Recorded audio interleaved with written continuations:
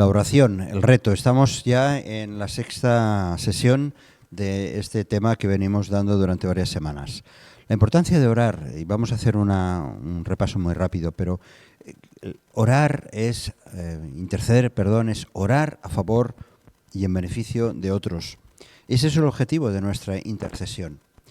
En la medida que estemos en sintonía con Dios, el Espíritu Santo pone en nuestra mente, en nuestro corazón, nombres, personas, situaciones personales por las cuales interceder. Hay tres consideraciones mínimas a tener en cuenta al orar por las personas. En primer lugar, dar gracias a Dios por esa persona. Eso implica dar gracias a Dios por las habilidades, todas las cualidades de esa persona, porque es objeto precisamente del amor de Dios. Y en segundo lugar, tomar conciencia de que el Espíritu Santo ya está actuando en ella, aunque su obra no sea visible delante de nuestros propios ojos ni por el momento. Intercede por esa persona.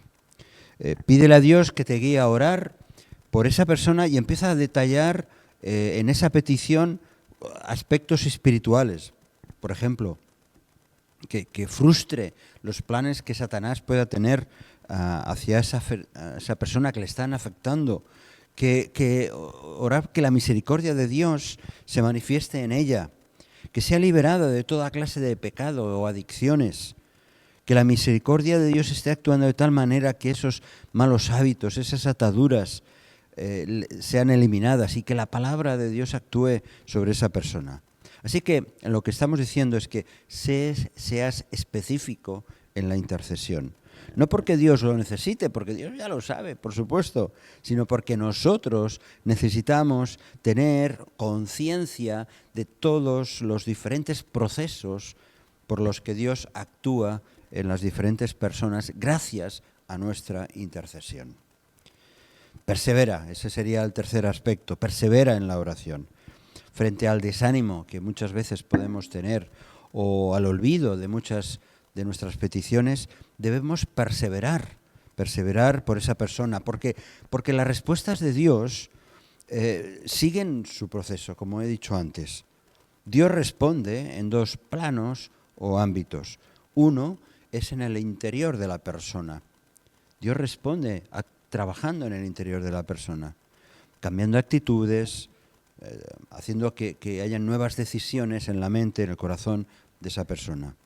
Y el otro plano también es en lo físico, en las circunstancias, en aquellas cosas que son externas y que tienen que cambiar.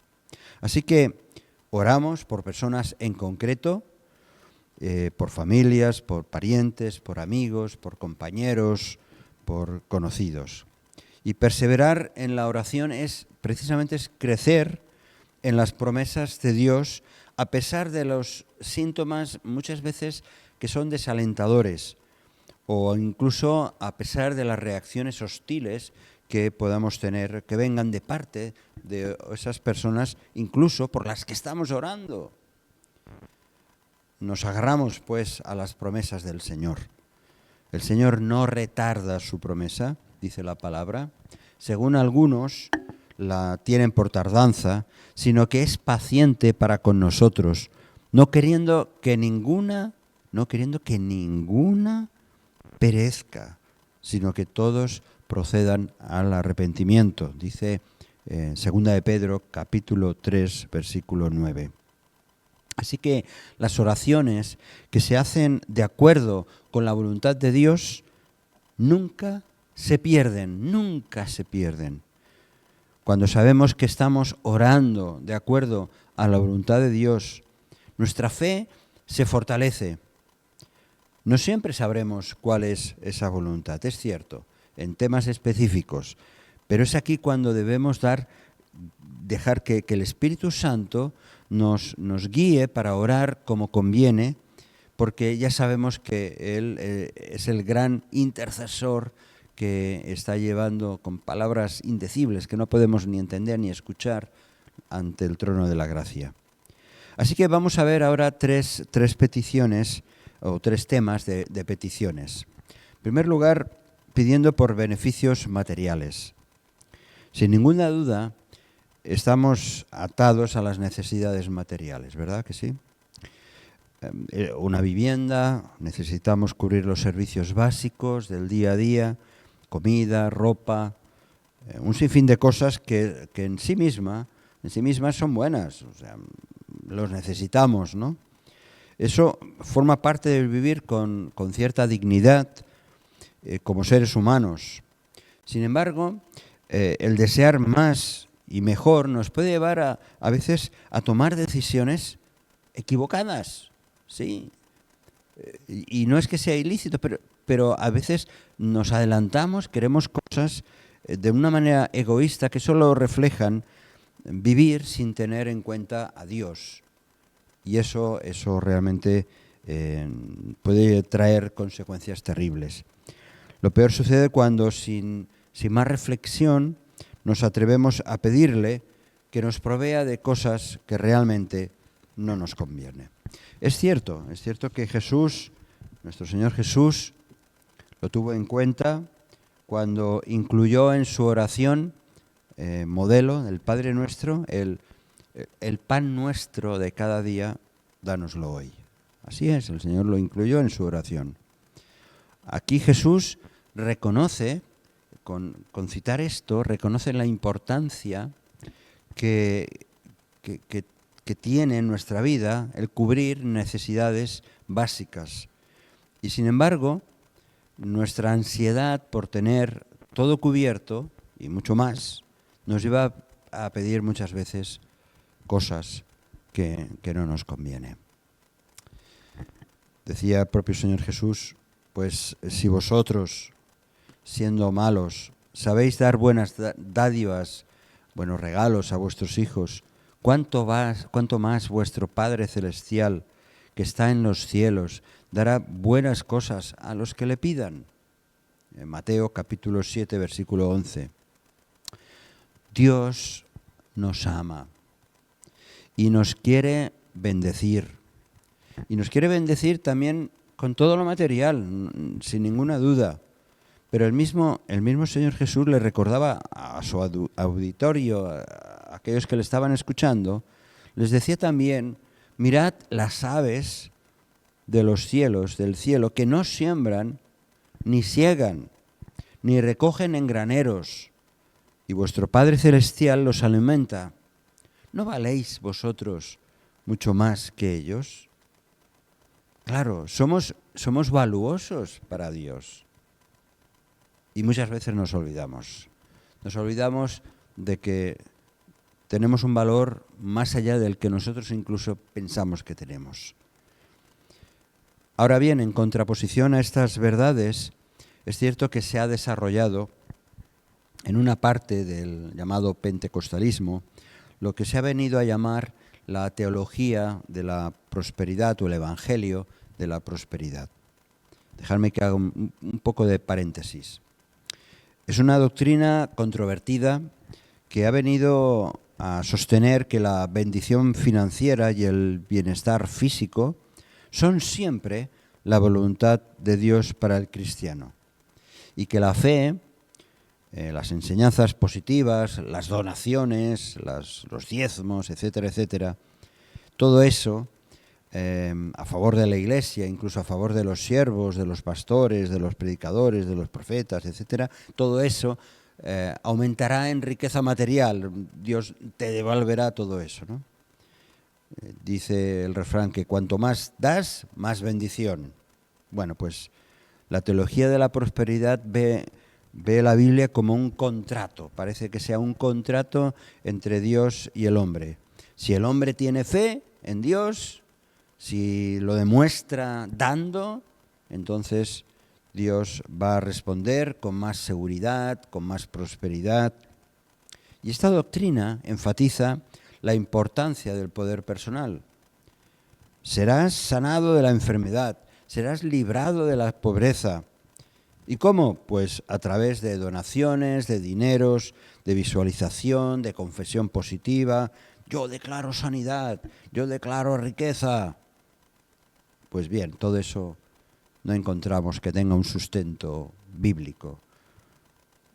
aunque se utilizan algunos pasajes, yo creo, personalmente sacados totalmente de su contexto. Todo esto está muy, muy alejado del espíritu que Pablo reflejaba en sus escritos, cuando él decía, ciertamente, fijaos, Pablo, todo un Pablo, dice, ciertamente, aún estimo todas las cosas como pérdida por la excelencia del conocimiento de Cristo Jesús, mi Señor, por amor del cual lo he perdido todo y lo tengo por basura para ganar a Cristo.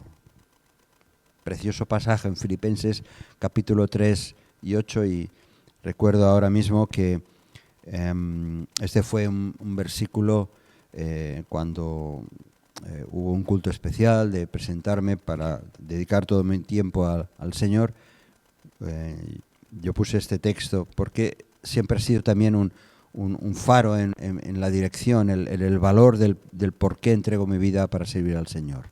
Todo, dice, lo estimo, todas las cosas como pérdida por la excelencia del conocimiento de Cristo Jesús, mi Señor, por medio del cual, por amor del cual lo he perdido todo y lo tengo por basura para ganar a Cristo. Y así también lo transmitían los cristianos. Pablo a los cristianos les decía lo mismo, ya no era una cuestión solamente personal de él, sino él les decía, mi Dios pues suplirá todo lo que os falta conforme a sus riquezas en gloria en Cristo Jesús. Y cuando en Filipenses capítulo 4, versículos 18 y 19 está diciendo esto, no se está refiriendo a riquezas materiales. También el apóstol Santiago dice, hermanos míos, amados, oíd, ¿no ha elegido Dios a los pobres de este mundo para que sean ricos en fe y herederos del reino que ha prometido a los que le aman? Así que si Dios ha elegido a los pobres de este mundo, pero para bendecirles, para que sean ricos en fe y herederos del reino. Todo esto no significa, o significa que no podemos pedir por cosas o necesidades materiales. Pues, por supuesto que podemos y debemos pedir por temas, por necesidades materiales. Y como hijos amados de nuestro Padre Celestial, debemos poner delante de Él todo aquello que creemos con sinceridad, con humildad, todo aquello que creemos necesitar, con discernimiento de lo que conviene y de lo que no conviene. ¿Por qué cosas más podemos pedir? Podemos estar pidiendo también por los problemas, que se eliminen los problemas. Pedimos por cosas materiales, sí, pero la vida nos lleva a muchas otras situaciones más allá de las necesidades materiales.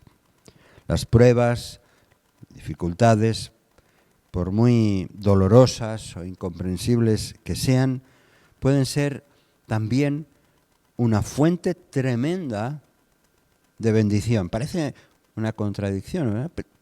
Aún los problemas pueden transformarse en bendición espiritual y llevarnos a una gran recompensa eterna.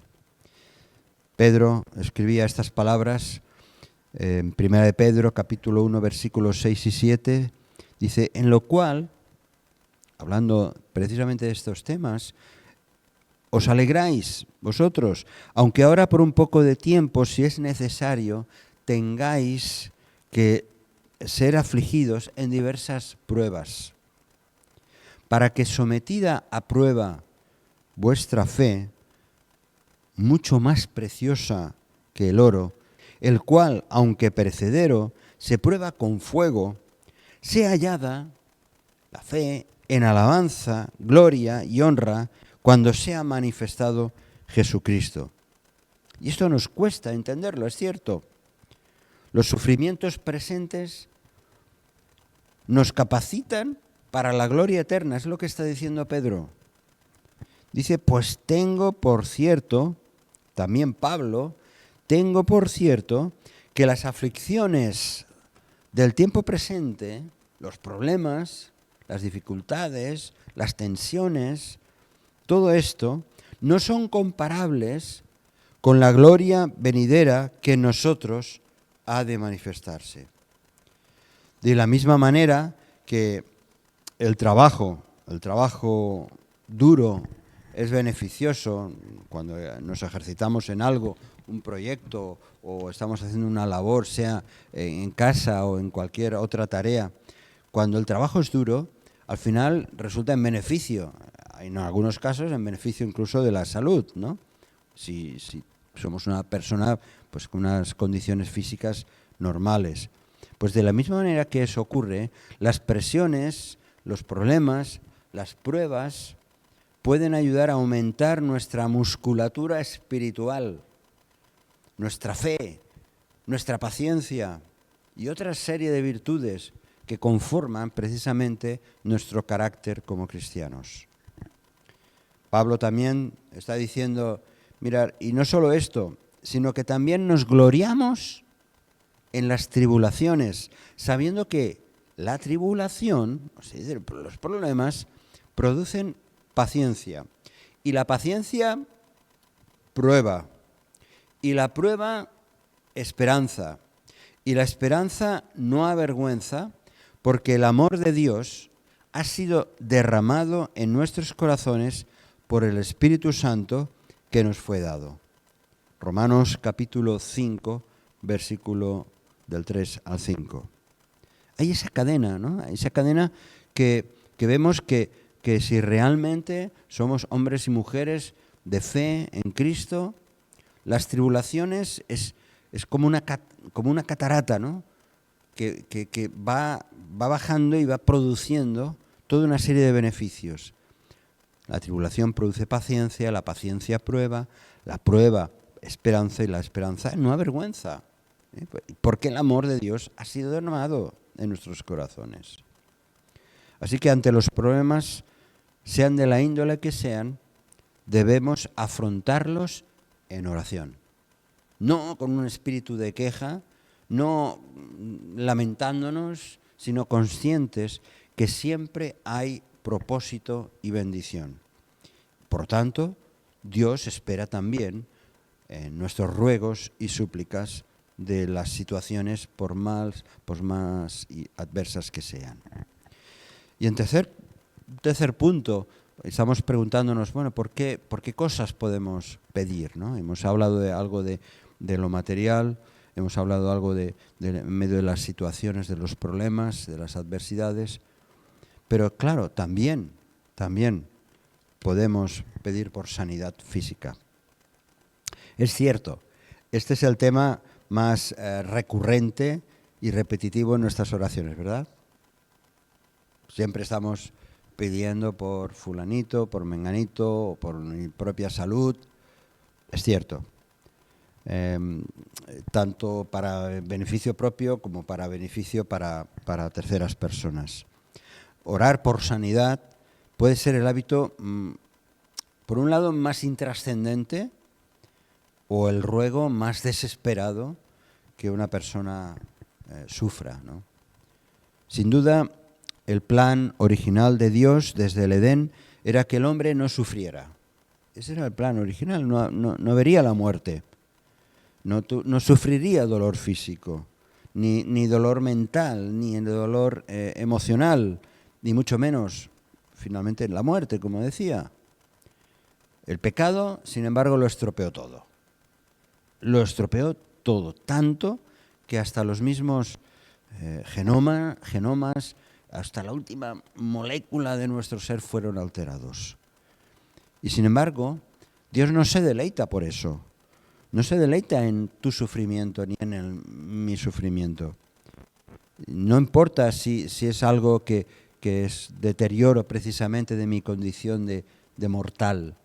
Ni siquiera si es por causa de un tercero que ejerce dolor y sufrimiento hacia otras personas. Dios no se deleita en eso, para nada, por supuesto.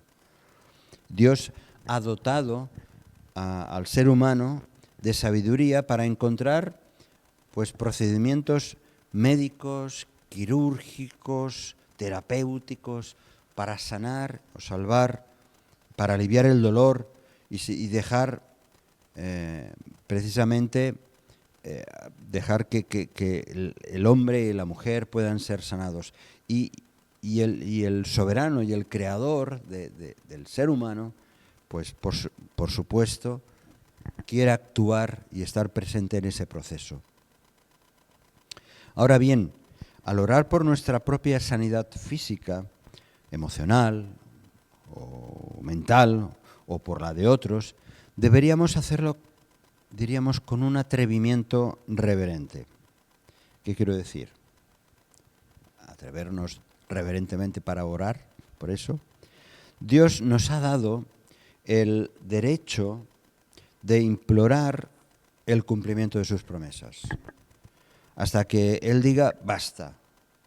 Nosotros no sabemos la respuesta final de nuestras peticiones de sanidad, por muy importantes que sean o por muy leves.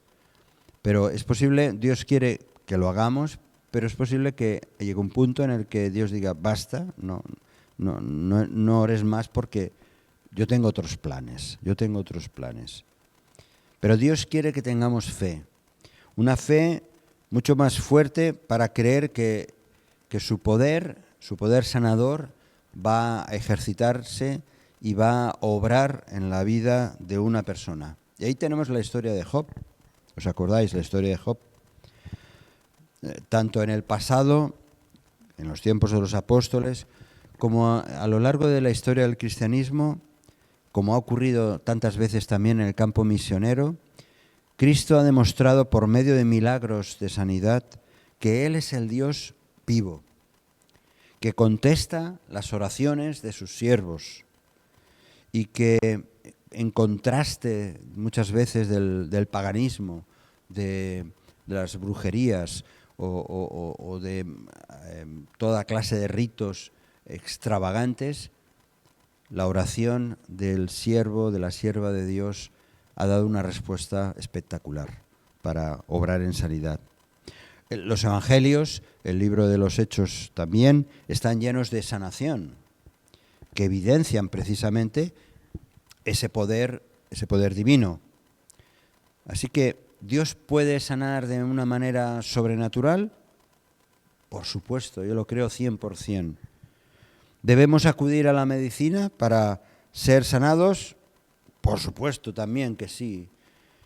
Y aunque intervengan profesionales perfectamente preparados, factores químicos, diagnósticos excelentes, recursos, medios, no dejan de ser, cada uno de ellos, no dejan de ser, al final, acciones divinas sobre cada célula de nuestro cuerpo. Pero la respuesta, tanto de uno como de otro, está, por supuesto, en las manos de Dios. Hay ocasiones, hablando de esto, en las que el sufrimiento puede traer bendición. Tenemos tantos testimonios sobre esto. Puede traer bendición tanto a la persona que lo experimenta como a otros que contemplan la gracia de Dios y precisamente por medio de la acción de su intervención, de la intervención divina. A veces el Señor permite la enfermedad porque por medio de ella Él habrá de glorificarse, como sucedió con el caso de Lázaro, al que Jesús resucitó, ¿os acordáis?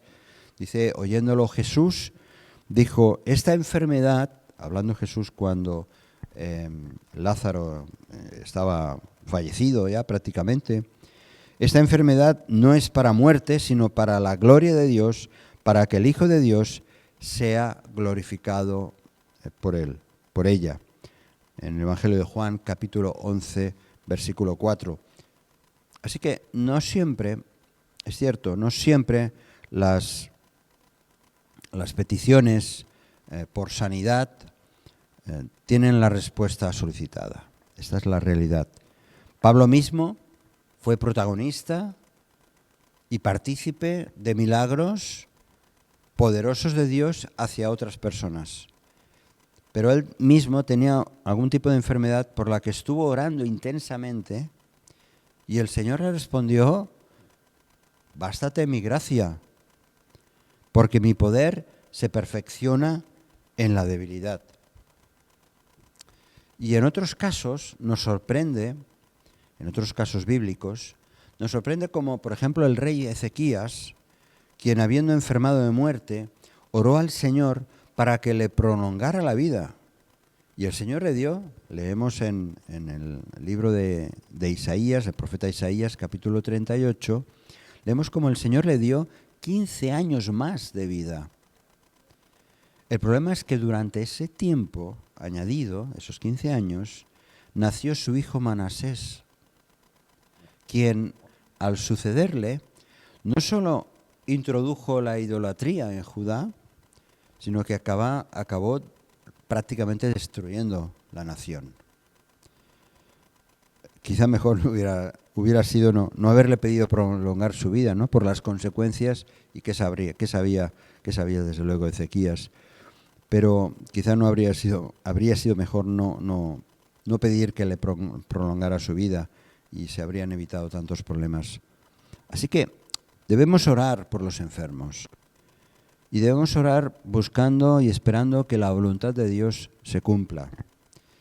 El apóstol Santiago, hablando de esto, decía: ¿Está alguno enfermo entre vosotros? Llame a los ancianos de la iglesia y oren por él, ungiéndole con aceite en el nombre del Señor. Y la oración de fe salvará al enfermo, y el Señor lo levantará. Y si hubiere cometido pecados, le serán perdonados.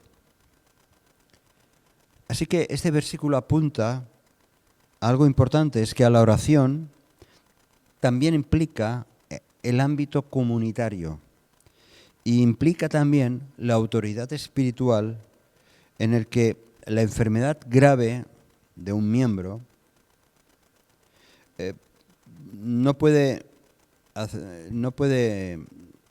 quedar ahí en el aire simplemente, sino que es trasladada esa enfermedad o ese problema, es trasladada en este caso a los ancianos de la comunidad, de la iglesia. Dice que la oración de los ancianos es eficaz porque reúnen características de comprensión de la palabra y traen esperanza a aquel que está en una situación crítica. Y en cuanto al aceite, que recomienda aquí, no tiene nada que ver, por supuesto, con la doctrina católica de la extrema unción. Ni Santiago está sugiriendo que el aceite en sí tiene un poder sobrenatural o mágico. Es probable que la unción con aceite simboliza realmente la consagración a Dios, como suele ocurrir en otras partes de la Escritura. La Escritura está llena de ejemplos sobre eso. La unción con aceite es un acto físico que expresa una verdad espiritual. Repito, la unción con aceite es un acto físico que expresa una verdad espiritual. Y es que pertenecemos a Dios y nos hemos entregado por completo a su cuidado y a su soberanía. Tenemos el antecedente de que los discípulos ya estaban practicando la unción con aceite y sanando. Lo encontramos en Mateo capítulo 6, versículo 13, cuando los discípulos dicen que habían estado practicando la unción con aceite. Pero realmente no vemos a Jesús practicándolo, eso es lo cierto, ni tampoco en otros momentos de los apóstoles. La oración que agrada, y vamos acabando, la oración que agrada a Dios, brota desde luego de la fe que describió en el capítulo 2 de su carta. En algunas ocasiones Dios usa estas oraciones llenas de fe como el medio por el cual sanar a enfermos. Orar con fe no es una fórmula mágica que retuerce el brazo de Dios obligándole a que actúe. Más bien, orar con fe le pide audazmente a Dios que sane a un hermano o hermana enfermo, confiando humildemente en el plan perfecto de Dios. Un plan que culmina con Cristo, como ocurrió de una manera real y simbólica también, en un sentido, dice, salvando y levantando, como estaba diciendo Santiago en el texto que hemos mencionado. Y acabamos. Podemos y debemos orar por los bienes materiales, como he dicho al principio. Debemos y podemos orar por los problemas de la vida y por supuesto también por sanidad, pero siempre entendiendo que Dios está al control y está por encima de todo y que su soberanía está por encima, más allá incluso de nuestros buenos y valiosos deseos. La soberanía de Dios actúa en nuestras vidas porque Él quiere lo mejor de nosotros y sin dejar por nuestra parte, sin dejar en ningún momento nuestra mirada puesta en la gracia y en la misericordia de Dios.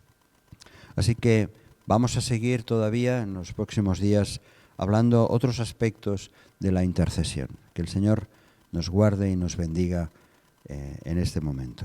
Si este mensaje te ha bendecido o te ha ayudado en algo, puedes suscribirte a nuestro canal de YouTube. También conocerás nuestra comunidad, la Asamblea Bíblica del Camp de Tarragona, en Cambrils, España, a la que estás cordialmente invitada o invitado. También puedes seguirnos por las redes sociales. Los enlaces los encontrarás aquí abajo y podrás visitar nuestra página, así como conocer nuestros programas radiales y podcasts de Yum Radio. ¿Qué? ¿Te suscribes ya a nuestro canal?